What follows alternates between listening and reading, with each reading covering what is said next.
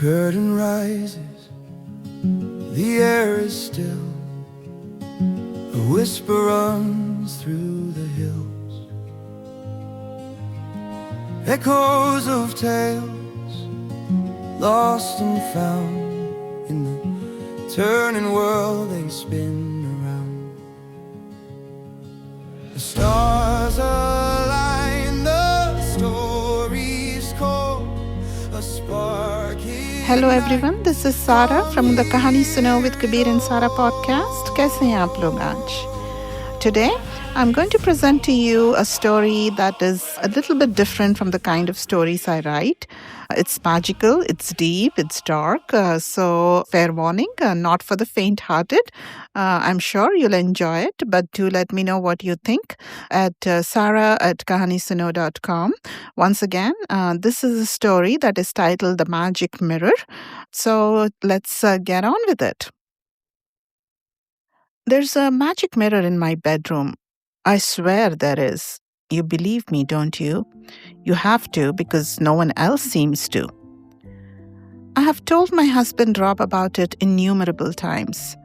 In the beginning, he used to laugh at me, then he started ignoring me, and nowadays, he seems to get so angry, oh, so angry. He starts screaming at the top of his voice. I feel almost as scared as I do when I look into the magic mirror. Well, almost, because nothing could compare to the terror I feel in its presence. Not even when Rob accuses me of slowly going insane while turning him insane too. He keeps yelling at me not to look into the mirror. He threatened to smash it one time. I slowly reminded him that breaking a mirror amounted to 7 years of bad luck. He did not break it, thank goodness. I'm not entirely sure why he didn't, but he didn't. I don't think he believes in superstition, but I guess it's a matter of not pushing your bad luck further.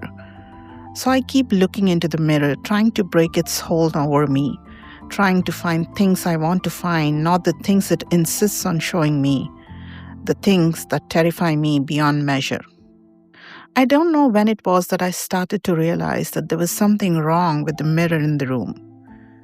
One day, it was a simple but elaborately designed little thing that fit perfectly in our huge room, placed in a way that it was visible from every nook of the room and also from the outside. I hardly paid any attention to it except when I had to snatch a quick look at myself before stepping out of the room. Maybe that's what angered it, that I'm not sure. But one day, as I did my routine of looking into it while stepping out of the room, I found a stranger staring back at me. Scared out of my wits, I just ran from there, not trusting myself to give it another glance. Soon, the incident was forgotten and tucked away into the inner recesses of the brain where so many other unpleasant scenarios are left in the hope that they will be lost forever. In a perfect world, things lost on purpose will never be recovered. But unfortunately, the world we live in is so far from being perfect. One day, I was just sitting on my bed. I don't quite remember doing what exactly when I caught a movement in the mirror. I looked up to see a figure making its way towards our room. I watched transfigured as the image of the man crept closer and closer towards our room. I could not tear my eyes away from the mirror no matter how hard I tried. The figure loomed larger. I could see it more clearly.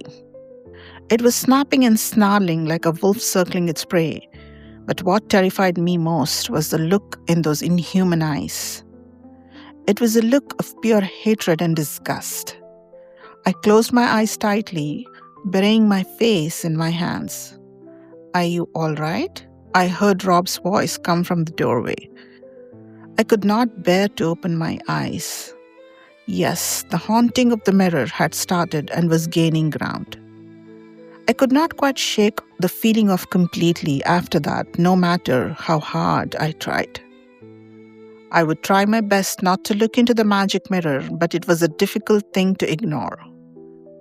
My eyes would involuntarily turn towards it, and whenever they did, it would show me the most grotesque things ever. I tried it to hide from my family first. I had to make sure I was not going crazy because I knew that would be the first thing everyone would accuse me of if I even alluded to it. That I was thinking it all up and it was just a figment of my imagination. But the more I tried to keep it under wraps, the more difficult it became for me to conceal it. It was not like I was seeking for things to happen. The mirror controlled what I saw, and slowly it began to control how I reacted. I can't ever forget the day that everything came into the open. It was the day Rob was due to return home from an official trip out of town. It was early in the morning, and I had overslept by about a couple of hours. I tried to get up, but I felt extremely groggy and sick. I called out to Samantha, hoping against hope that she had not yet left. I heaved a sigh of relief when I heard footsteps making their way to my room. I don't remember what happened next, but the next time I opened my eyes, my gaze fell directly on the mirror. I saw what I assumed to be Samantha's back slightly bending towards me. I opened my mouth to say something before I froze, catching the gleam of a knife in her hand. She was lunging for me, and before she could bring the knife down, I leapt out of the bed and ran downstairs, screaming at the top of my voice. I opened the front door, trying to make it to the neighbor's house. I was about to ring their doorbell when a hand fell on my shoulder. I passed out. When I came to my senses, I found myself in my bed, and it was dark, really dark. I was sweating profusely, and I could hear my breath, in and out, in and out. I wanted to call out to someone to come help me, but the image from the morning held me in its grip. What if Samantha responded to my call again? What if she came in with the knife in her hand? Why was she trying to kill me? My throat felt parched. I needed a drink of water. I saw a glass of water on the nightstand and reached for it. My hand wobbled and the glass broke with a crash to the ground. I closed my eyes. I did not want to look into the mirror. I was exhausted. I could not handle any more of its magic. The next few months are a blur, but basically everyone came to know that there was a magic mirror in my room. Not that they believed in it, they seemed to blame me squarely for that. Rob suggested moving the darn thing out of the room, and I thought that was a very good idea until he started to take it out. The darn thing was so securely fastened to the wall that no matter how hard he tried, it did not budge. He sat down exhausted, and I turned my face towards it to see how much he had progressed. I saw the stranger I had seen the first time the magic in the mirror had revealed itself to me. This time I kept looking, and I found her smiling. Seemed like she was mocking us, mocking me, mocking Rob. I willed her to stop. She started laughing. It was eerie just watching her laugh, not being able to hear her. I had to stop it. I had to make her go and leave me in peace. "Stop!" I screamed out. Good Lord, as if mocking and laughing at me is not enough, you have to also try to give me a heart attack? I looked at him. I could not understand what he was saying. He seems to be mistaking her mocking with mine. I had to tell him that it was not me who was doing that. I had to let him know that the magic in the mirror was doing that. No, it's not me. It's her who's mocking you, us, I cried. Who? He asked. I pointed to the mirror. Slowly he kept all his tools away. I watched him as he turned towards me and in a voice that made me freeze to my bone said, "The issue is not with the mirror or the room. The issue is with you," and walked out. I started to say some things to stop him, but nothing came out. I looked at the mirror. The stranger was laughing her head off. She was pointing at me and making gestures that indicated that I was mad. Had Rob really insinuated that I was crazy? The same Rob who not a long time ago had declared his undying love for me, who used to profess that the only reason he would open his eyes every day was because he knew he would see me sleeping next to him. What had happened to all that? The thick and long hair he used to caress fell in wisps all around my forehead. The lips he used to kiss so passionately were so colorless that they mingled with the paleness of my face. The face that he would hold in his hands, close, very close, and just stare at it saying it was the most beautiful thing in the world. It was gaunt and colorless. I glanced in the mirror, fully expecting the stranger to be lurking there, but instead what I saw horrified me even more. There was nothing there, absolutely nothing. It was like I did not exist. I have never been so scared in my life ever. I needed someone to be around. I needed to talk to someone. I needed to feel alive, give myself proof that I existed. Mom, why do you keep looking into the mirror while talking to me? I just want to make sure that I can see myself in the mirror. My mom looked towards it. I can see you fine. You're as pretty as you have always been, my beautiful little princess. Yes, everything was fine. My image appeared crisp and clear right next to my mother's. She was sitting there in all her stately finery, white pearls clasping her neck and hanging from her ears. Her grey hair with streaks of golden brown that she had refused to color all her life. The crocheted white shawl wrapped slightly across her shoulders. Her eyebrows carefully plucked to form an arch that I had tried all my life to reproduce, but could never quite get it right. Thanks, Mom, I said, squeezing her hand. I'm always here for you, darling, always here, she said, squeezing back my hand as I drifted off to sleep. When I got up, she was gone, but her shawl lay wrapped around me. I felt rested and refreshed after a very long time. As had become the norm, I instantly looked towards the mirror and I found an image of a little girl.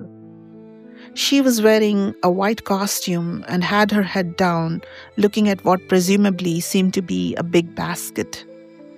Ringlets of hair kept falling around her face and she kept pushing it back.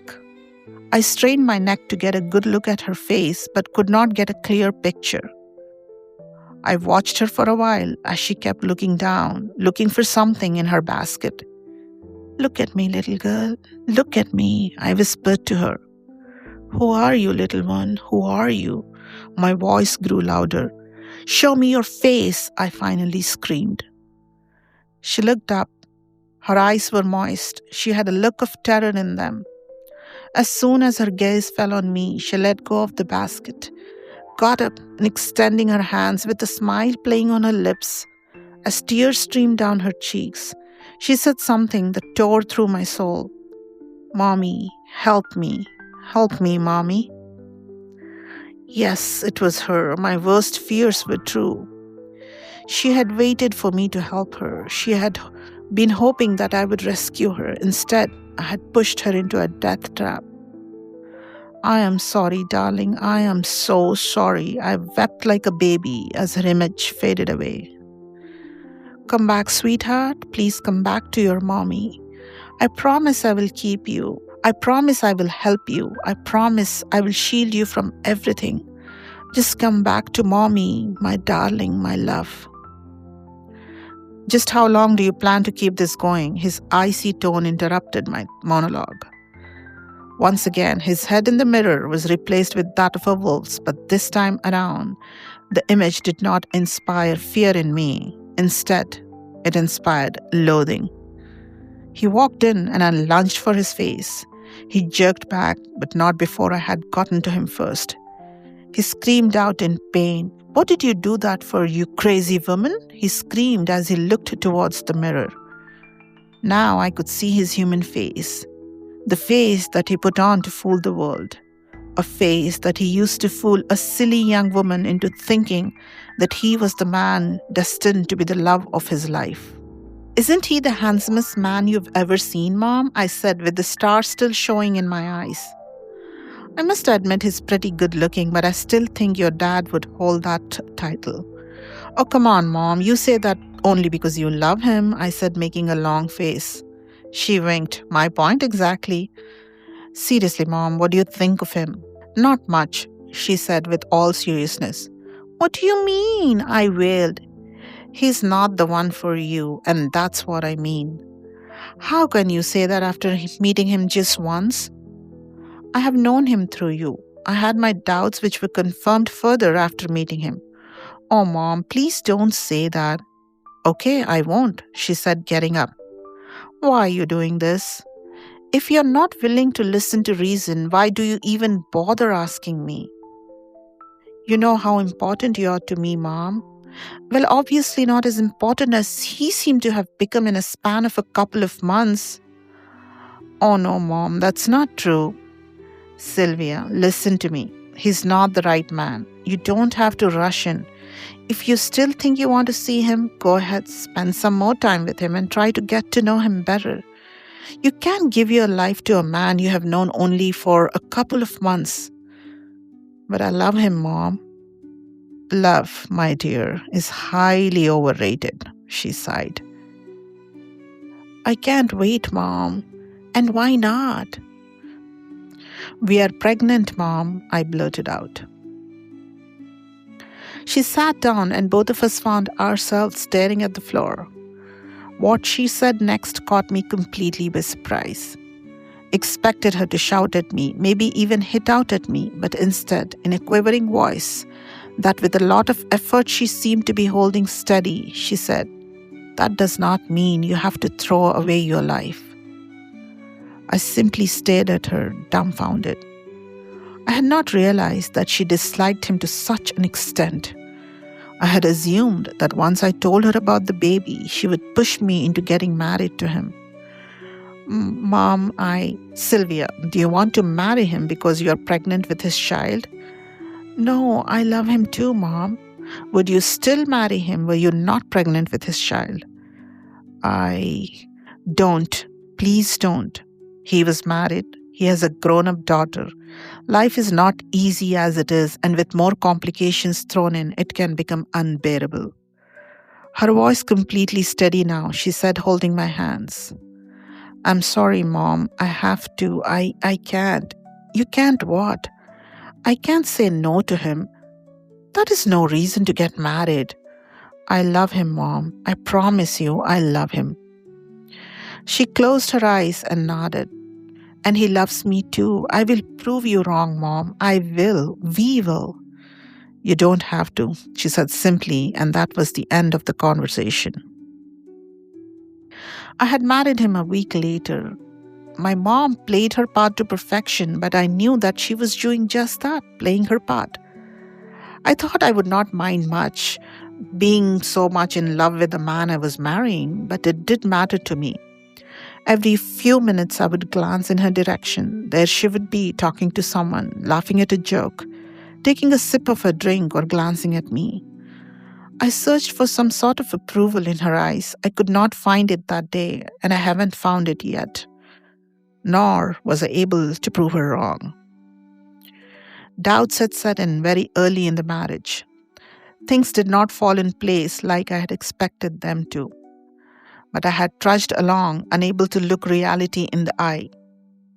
Life taught me to accept things that at one time seemed unbearable to even contemplate. Slowly but surely, I found myself getting used to small disappointments there, a slightly bigger disillusionment there, and soon I found myself just going along with anything and everything that life and my spouse threw at me. There came a point when neither mattered and life became a series of footsteps, one after the other.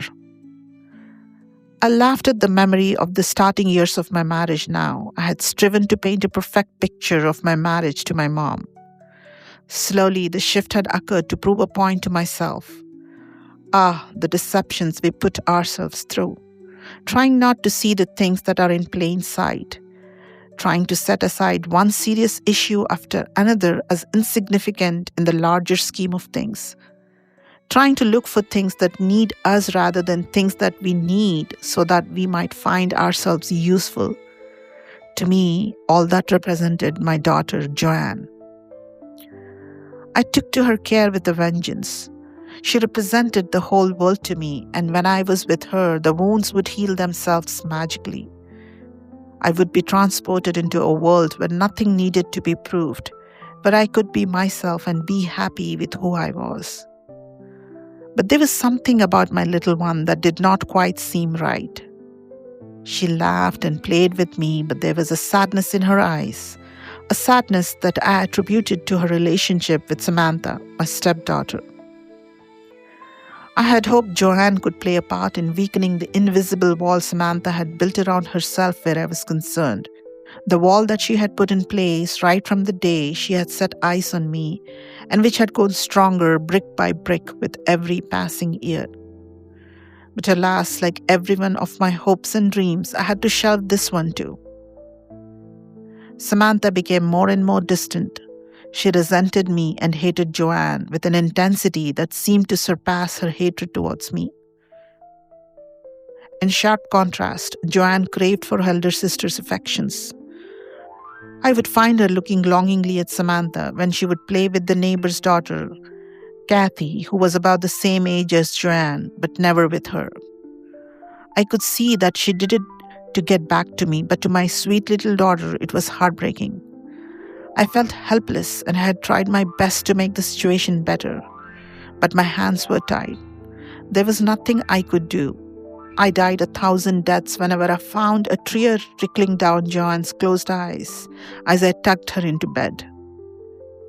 I felt bad not only that I could do nothing to help, but it hurt even more that my presence did not seem to satisfy Joanne like I used to at one time. There was a time when I had the ability to complete her world. Now I was a necessary presence she had gotten used to, and she reached out to more exciting things. I guess every relationship takes its toll, and somewhere along the way, the feeling of you being a non-entity in it is complete. The relation continues. Your importance in it just diminishes. I wished I could take away her hurt. I wish I could give her the world I had promised her. But as with everything else in my life, I could not do anything but watch helplessly as another part, which I had hoped to succeed in life, seemed to be crashing around me. When had I become so powerless? What had happened? What a complete failure I was as a daughter, as a wife, and most importantly, as a mother. "Mommy, I love you," she whispered to me as I bent to kiss her.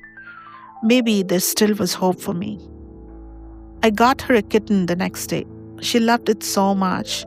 She named him Flower, and he became a central part of her existence. She carried him around everywhere with her in a small basket that she had decorated with pink flowers, golden ribbons, and red hearts. It gladdened my heart whenever I saw them together. "Can I wear the costume for a little longer?" I looked at her. She was wearing the Snow White costume my mom had made for her. She looked so pale in it. I wished she would take it off, but I did not want to disappoint her. "Okay," I said. "I'm going out with Flower." I watched as she walked out with quite a lot of effort, trying to balance Flower in the basket, the tiara on her head, and the long flowing costume. Spring was in the air, and I could smell the crisp air as she opened the door. The tulips that we had planted the year before were sprouting, and I knew that would be her first stop. But I also knew eventually she would sit below the huge oak tree with Flower in her lap, pretending not to watch Samantha playing with Kathy. Joanne ventured out only when her older sister was outside. It was like she held on to a hope in her heart that one day a miracle would occur and Samantha would play with her. I refused to admit it, but I did too.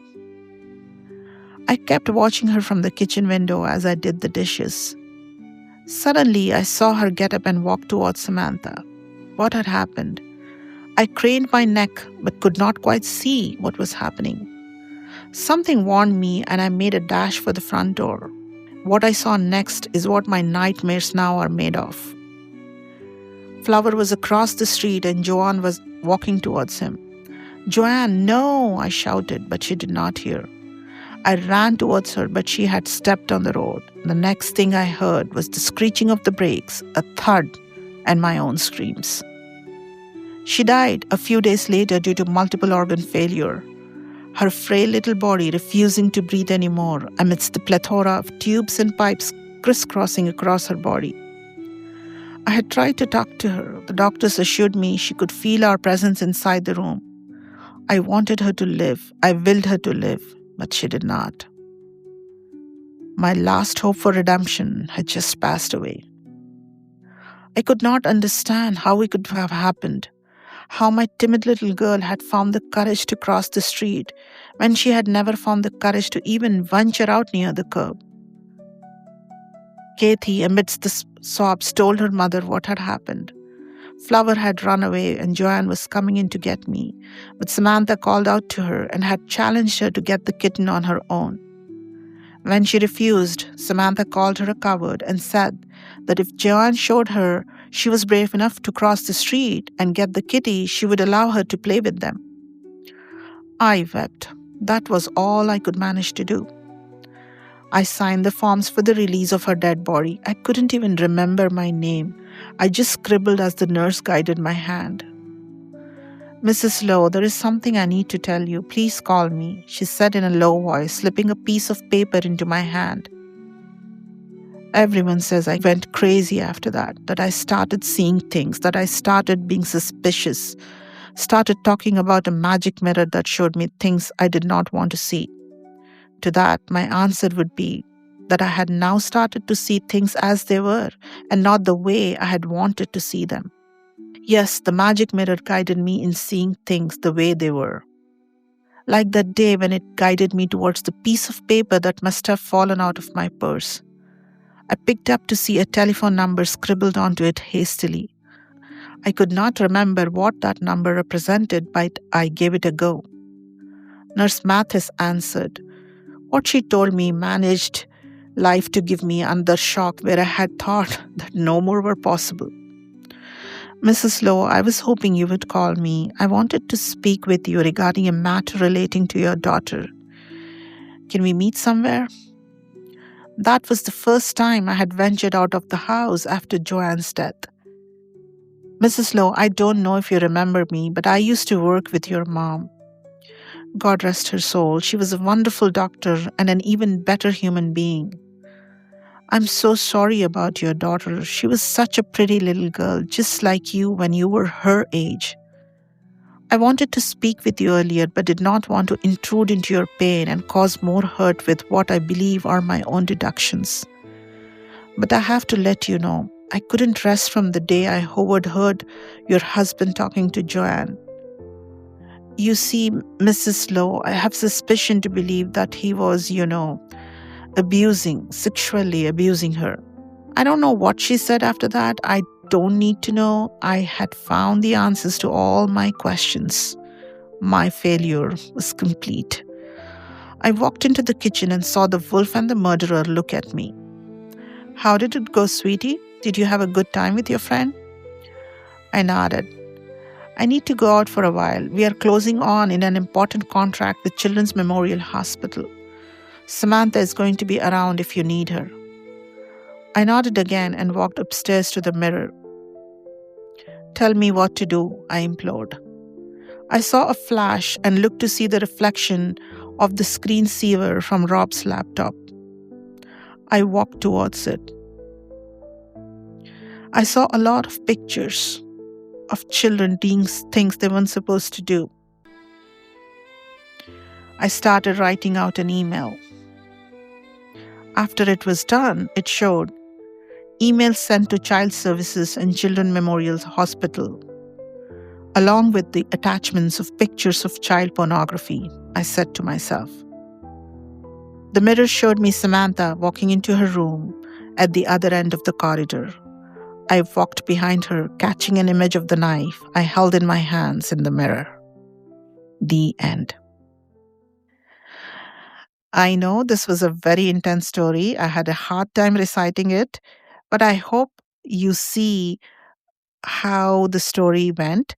It is written in classic Gothic horror story theme, Edgar Allan Poe kind of thing, right? Where he writes about the old man and the eye of the old man. I'm not sure if you've read it. If you haven't, I would ask you to give it a read. I think I wrote that story after being inspired by the old man story by Edgar Allan Poe. So this story is also set along that kind of genre. Yes, it's different from what I've written earlier. I think the two lovey-dovey stories must have given you a false sense of comfort. So I'm sorry if this story disturbs something in you, but this is the reality of life, right? It's not always lovey-dovey. There are people going through a lot of struggles, and that is what I've tried to highlight here.